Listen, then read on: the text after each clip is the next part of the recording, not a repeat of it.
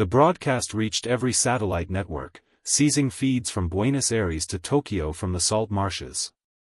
From Utah to the neon towers of New Seoul, it was unexpected, uninvited, and impossible to disregard a statue that was tall, covered in gold, and bathed in a violet light. His voice resounded in several tongues as his trimmed armor eyes shone like twin suns. The tech that no one on Earth could identify people of Earth with started translating the figure immediately.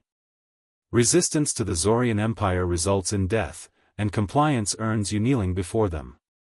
Survival: you have one planetary cycle to submit or face extinction. Following the silence, the news reporters didn't even blink at social media, which was oppressive. The room went black for a record 0.8 seconds, and then, as if the entire thing were choreographed, it almost did so. Humanity reacted in the only way it could, with collective species madness. From classrooms to military barracks, there was a loud, uncontrolled laughter. From bunkers to late-night television programs, the world burst out laughing. The internet was inundated with memes, and TikTok videos showed skits recreating the talk. Someone even uploaded a remix of the film, which included outlandish speeches and tinfoil helmets. The message from the aliens, which was called Bow to Who, and was set to dubstep music, reached 100 million views in just 3 months. At first, most people thought it was a hoax or some kind of viral marketing scheme, but it turned out that it was actually in response to a genuine tangible threat. Earth's governments dispatched fighter planes. When 3 satellites vanished without explanation and when crafts violated their orbit. Fear had been long since supplanted by, which only increased the laughter's volume. When trauma is used to weaponize sarcasm in the 21st century, it becomes something else. In Washington, Gen. Traz, who had a thick jaw, called a joint military council meeting. A cigar was lit in the no-smoking section by a steel-eyed veteran of the Eurasian Wars. They threatened us in the middle of inflation post by barking at no one in particular in the zone. Pandemic, and while the planets are on fire, hell, they are late to the party in Moscow. Arton, the commander of the defense, said in a dry voice that they want submission. The Zorthians had defeated 817, and they will now experience Slavic hospitality.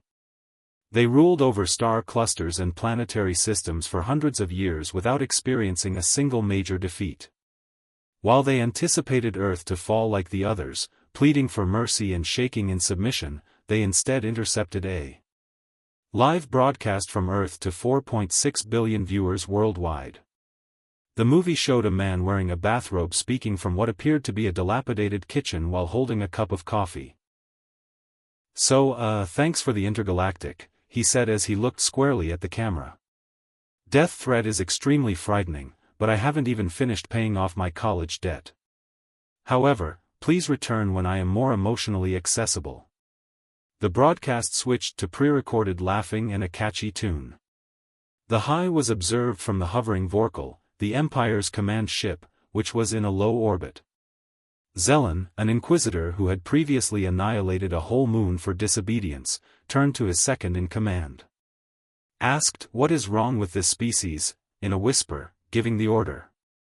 The Empire sent out a second angry message that evening, promising planetary.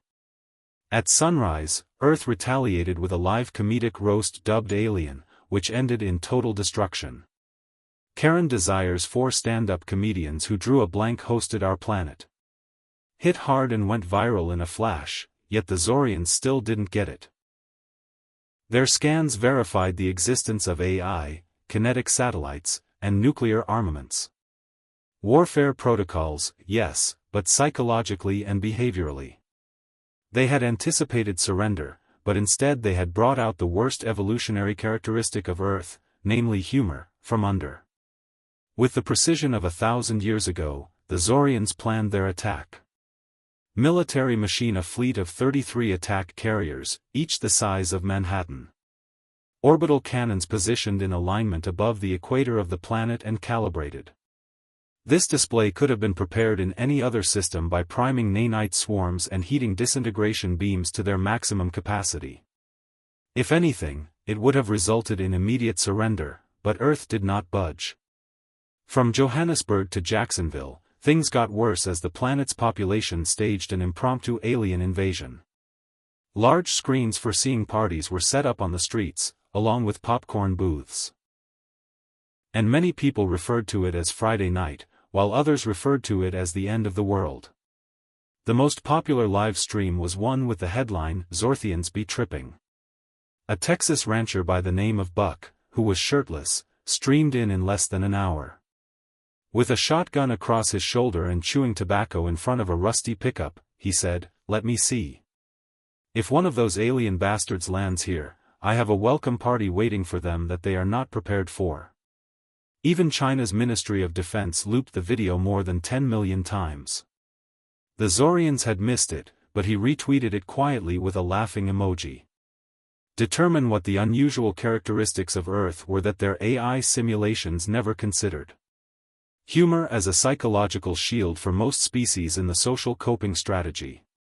Strict emotional channels, fear, suppressed logic, and terror, govern how the universe functions.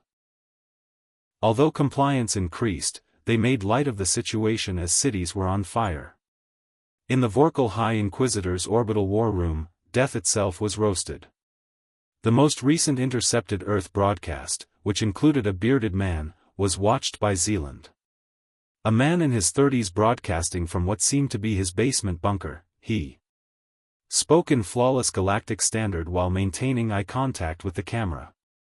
Due to a translator app that was created by a youngster from Mumbai who thought it would be amusing. Listen up, Zorians, this is Earth, we have endured plagues and world wars. Nickelback, you think you scare us bruh, inflation tick-tock drama. The Zorian advisors started recalculating as we had clowns in sewers eating kids for fun. Are they mentally stable? Asked Commander Rack, a 12-foot war beast clad in armor. No, Zealand retorted, they are thick enough to prevent solar flares, but worse, they are emotionally distant and fiercely whimsical. In the meanwhile, the world's leaders held not in shady boardrooms or hidden bunkers, but rather live-streamed